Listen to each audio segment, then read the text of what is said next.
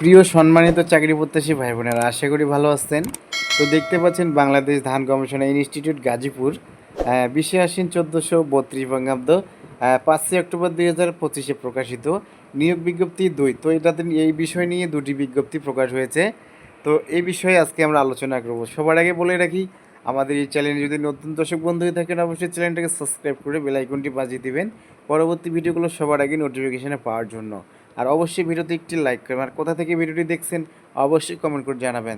তো এই বিষয়ে আমরা আজকে আলোচনা করব। দেখতে পাচ্ছেন যে বাংলাদেশ ধান গবেষণা ইনস্টিটিউট বিএর রাজস্ব বাজেটভুক্ত নিম্নবর্ণিত শূন্য পদে অস্থায়ী ভিত্তিতে নিয়োগের নিমিত্তে বাংলাদেশের প্রকৃত নাগরিকদের নিকট হইতে অনলাইনে ওয়েবসাইটে নির্ধারিত সময়ের মধ্যে আবেদনের আহ্বান করা যাইতেছে।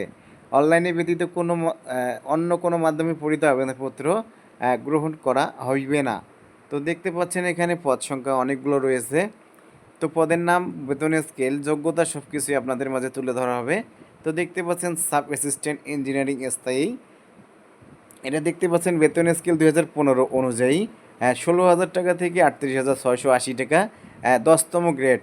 এখানে পদ রয়েছে একটি। কোনো স্বীকৃত বোর্ড, ইনস্টিটিউট বা প্রতিষ্ঠান হতে সিভিল ইঞ্জিনিয়ারিং বা ডিপ্লোমা সহ সংশ্লিষ্ট কাজে অন্যান্য 3 বছরের বাস্তব কর্ম অভিজ্ঞতা থাকিতে হইবে। সাব অ্যাসিস্ট্যান্ট ইঞ্জিনিয়ারিং ও স্থায়ী, বেতন একই। এখানে পদ সংখ্যা রয়েছে 4টি। তো এখানে দেখতে পাচ্ছেন যে কোনো স্বীকৃত বোর্ড, ইনস্টিটিউট বা প্রতিষ্ঠান হতে সিভিল ইঞ্জিনিয়ারিংয়ের ডিপ্লোমা সংশ্লিষ্ট কাজে 3 বছরের বাস্তব অভিজ্ঞতা থাকিতে হইবে। তারপরে দেখতে পাচ্ছেন ডাটা অ্যানালিস্ট, বেতন হচ্ছে একই, গ্রেড 10। এখানে পদ সংখ্যা রয়েছে একটি। তারপরে দেখতে পাচ্ছেন ট্রান্সপোর্ট সুপারভাইজার, এখানে পদ সংখ্যা রয়েছে একটি। তো যোগ্যতা একই বলা আছে। তো এসও ফিল্ডম্যান্ট, এটা দেখতে পাচ্ছেন গ্রেড হচ্ছে 11, 12,500 থেকে 30,200 টাকা বেতন। তো এখানে বিষয় হচ্ছে পদ সংখ্যা রয়েছে 4টি। তো এটাও হচ্ছে আপনার যোগ্যতা কোনো স্বীকৃত বোর্ড হইতে মাধ্যমিক স্কুল সার্টিফিকেট বা সমমানের পরীক্ষায় উত্তীর্ণ সহ কোনো স্বীকৃত বোর্ড বা ইনস্টিটিউট বা প্রতিষ্ঠান হইতে কৃষিতে অন্যান্য 3 বছরের মেয়াদি ডিপ্লোমা। তারপরে দেখতে পাচ্ছেন অ্যাসিস্ট্যান্ট লাইব্রেরিয়ান, 11,000 টাকা থেকে 26,590 টাকা, গ্রেড হচ্ছে 13। এখানে পদ সংখ্যা রয়েছে একটি। কোনো স্বীকৃত বিশ্ববিদ্যালয়ের স্নাতক বা সমমানের ডিগ্রি সহ কোনো স্বীকৃত বোর্ড বা ইনস্টিটিউট বা প্রতিষ্ঠান হইতে গ্রন্থনাগার ও তথ্য বিজ্ঞানের ডিপ্লোমা এবং গ্রন্থনাগার ব্যবস্থাপনা বিষয়ে 3 বছরের বাস্তব কর্ম অভিজ্ঞতা থাকিতে হইবে। তারপরে দেখতে পাচ্ছেন ইউডিকাম অ্যাকাউন্টেন্ট, 10,200 থেকে 24,680, গ্রেড হচ্ছে 14। পদ সংখ্যা রয়েছে 2টি। কোনো স্বীকৃত বিশ্ববিদ্যালয় হইতে বাণিজ্য স্নাতক বা সমমানের ডিগ্রি সহ সংশ্লিষ্ট বিষয়ে অন্যান্য 3 বছরের বাস্তব কর্ম অভিজ্ঞতা থাকিতে হইবে। তারপরে দেখতে পাচ্ছেন ইউডি কাম অ্যাকাউন্টেন্ট, 10,200 থেকে 24,680, গ্রেড হচ্ছে 14। এখানে পদ সংখ্যা রয়েছে 2টি। কোনো স্বীকৃত বিশ্ববিদ্যালয় হতে বাণিজ্য স্নাতক বা সমমানের ডিগ্রি সহ সংশ্লিষ্ট বিষয়ে অন্যান্য 3 বছরের বাস্তব কর্ম অভিজ্ঞতা থাকিতে হইবে। তারপর দেখতে পাচ্ছেন অডিটর, 10,200 থেকে 24,680, গ্রেড 14, পদ সংখ্যা রয়েছে একটি। তারপর দেখতে পাচ্ছেন ইউডিএ কাম ক্যাশিয়ার, 10,200 থেকে 24,680 টাকা, গ্রেড হচ্ছে 14, পদ সংখ্যা একটি। স্টেনোটাইপিস্ট, 60 মুদ্রাক্ষরী কাম কম্পিউটার অপারেটর, 10,200 থেকে 24,680, গ্রেড 14। তারপর দেখতে পাচ্ছেন অ্যাগ্রো মেন্টোলজিক্যাল অ্যাসিস্ট্যান্ট, গ্রেড হচ্ছে 14। এখানে পদ সংখ্যা রয়েছে একটি। ব্রেঞ্চ মেকানিক ওয়ার্কশপ, গ্রেড হচ্ছে 14, পদ সংখ্যা একটি। ড্রাইভার হচ্ছে 3টি পদ রয়েছে। তো 9,000 টাকা, 9,300 টাকা থেকে 22,490 টাকা, এটার গ্রেড হচ্ছে 16। তো এখানে বলা হচ্ছে কোনো স্বীকৃত পদ্ধতিতে মাধ্যমিক স্কুল সার্টিফিকেট বা সমানের পরীক্ষায় উত্তীর্ণ সহ হালকা বা ভারী যানবাহন চালানোর ড্রাইভিং লাইসেন্সধারী এবং সংশ্লিষ্ট কাজে 3 বছরের বাস্তব অভিজ্ঞতা থাকিতে হইবে।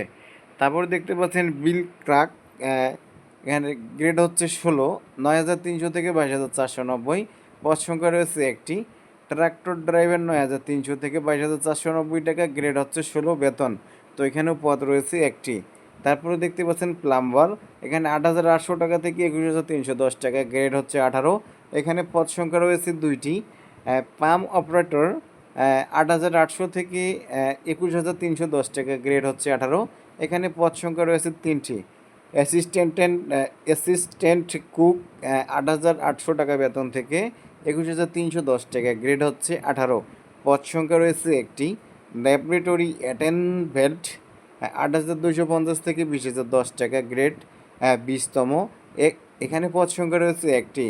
দপ্তরি ৮,২৫০ থেকে ২০,০১০ টাকা, গ্রেড হচ্ছে ২০। এখানে পদ সংখ্যা রয়েছে একটি। ওয়ার্কশপ অ্যাটেন্ডেন্ট ৮,২০০ থেকে ২০,০১০ টাকা, গ্রেড ২০তম, দুইটি পদ রয়েছে।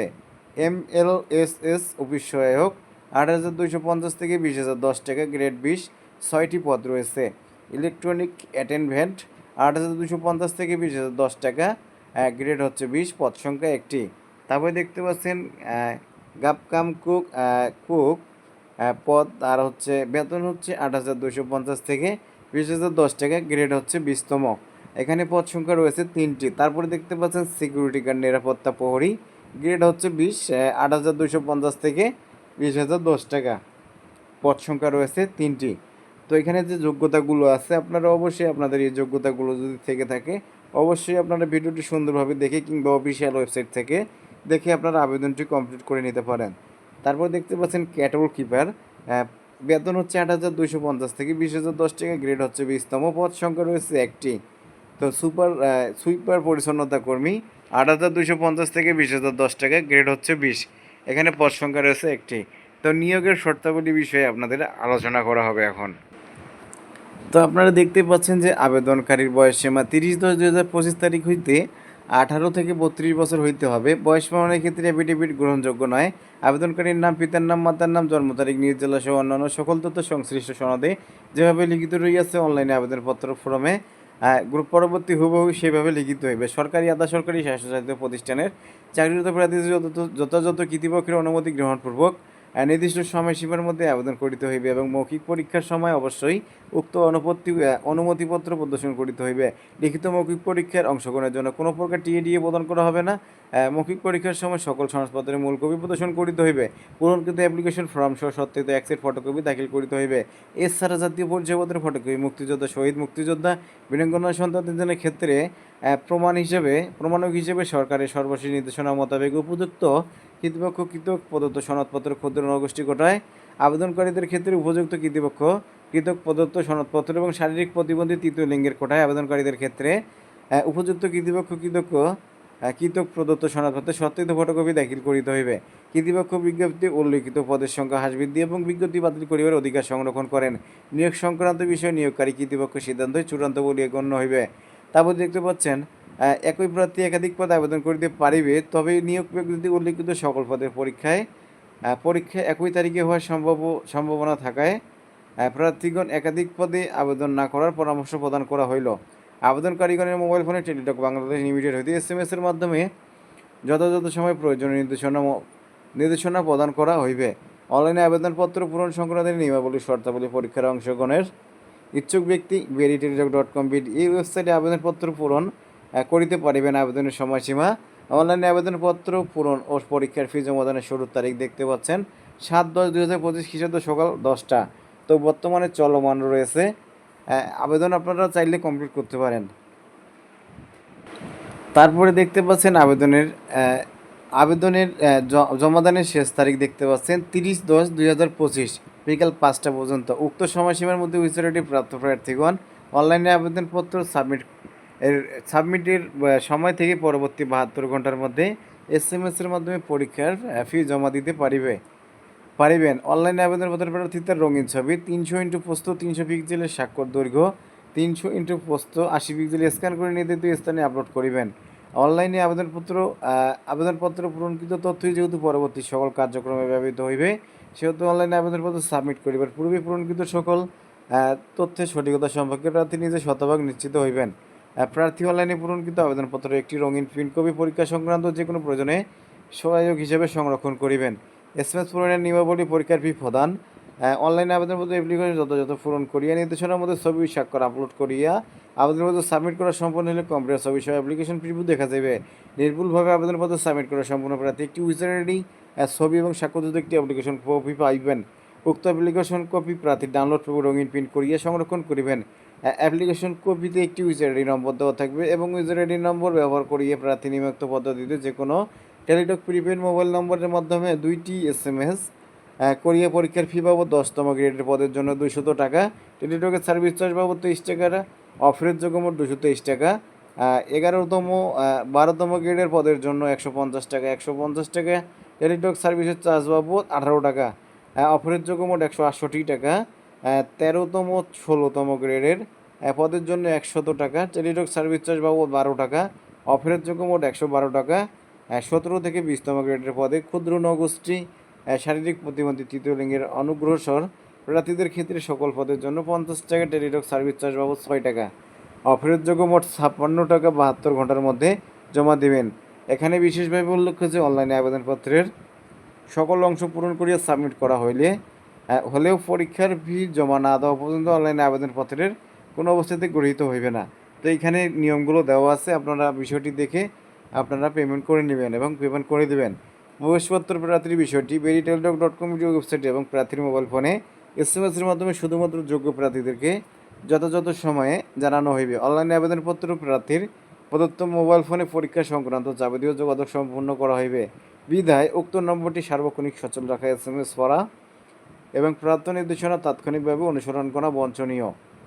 তো ওখানে দেখতে পাচ্ছেন SMS-এর পরিচিত ইউজার আইডি এবং পাসওয়ার্ড ব্যবহার করিয়া পরবর্তীতে রোল নম্বর, পদের নাম, ছবি, পরীক্ষার তারিখ, সময়, স্থানের কেন্দ্রের নাম ইত্যাদি তথ্য সংবলিত প্রবেশপত্র প্রার্থীর ডাউনলোড ও রঙিন প্রিন্ট করিয়া নেবেন।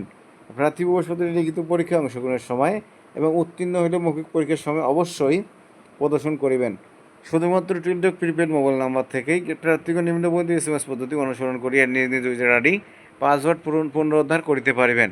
কখনো যদি পিনের কোনো সমস্যা এটা করে আপনারা করতে পারবেন। নিচে দেখতে পাচ্ছেন যে অনলাইনে আবেদনপত্র করিতে কোনো সমস্যা হলে 1-to-1 কিংবা ফেসবুক পেজ কিংবা ইমেলের মাধ্যমে যোগাযোগ করে আপনারা এই সমাধান করতে পারবেন। তো ডিক্লারেশনে বলা আছে প্রার্থীকে অনলাইনে আবেদনপত্রের ডিক্লারেশন অংশে এই মর্মে ঘোষণা দিতে হইবে যে প্রার্থীকৃত আবেদনপত্রে প্রদত্ত সকল তথ্য সঠিক এবং সত্য। প্রদত্ত তথ্য অসত্য বা মিথ্যা প্রমাণিত হইলে অথবা কোনো অযোগ্যতা ধরা পড়িলে বা কোনো প্রতারণা বা দুর্নীতি আচরণ করিলে কিংবা পরীক্ষার নকল বা অসাধু উপায় অবলম্বন করিলে পরীক্ষার পূর্বে বা পরে এমনকি নিয়োগের পরেও যে কোনো পর্যায়ে প্রার্থীদের বাতিল করা হইবে এবং সংশ্লিষ্ট প্রার্থীর বিরুদ্ধে আইনগত ব্যবস্থা গ্রহণ করা যাইবে। তো অনলাইনে আবেদনপত্র নিয়োগ পরীক্ষা সংক্রান্ত যে কোনো বিষয় নিয়ে কর্তৃপক্ষের সিদ্ধান্তই চূড়ান্ত বলিয়া গণ্য হইবে। তো প্রিয় চাকরি প্রত্যাশী ভাই বোনেরা, শেষ তারিখের সময় অপেক্ষা না করে হাতে যথেষ্ট সময় নিয়ে সঠিকভাবে আবেদনপত্রটি কমপ্লিট করবেন। তো আজকের মতো এইটুকুই ছিল। তো আবারও আপনাদের মাঝে দেখা হবে নতুন কোনো বিজ্ঞপ্তি নিয়ে। ততক্ষণে ভালো থাকবেন, সুস্থ থাকবেন। আর তার আগে বলে রাখি, আপনাদের কাছে অনুরোধ থাকলো অবশ্যই আমাদের চ্যানেলকে সাবস্ক্রাইব করে বেল আইকন বাজিয়ে দিবেন আর ভিডিওতে একটি লাইক করবেন। আর অবশ্যই কোন জেলা থেকে দেখতেছেন একটি কমেন্ট করে জানিয়ে দিবেন। তো ভালো থাকবেন, সুস্থ থাকবেন। আবারও দেখা হবে নতুন কোনো বিজ্ঞপ্তি নিয়ে। ধন্যবাদ।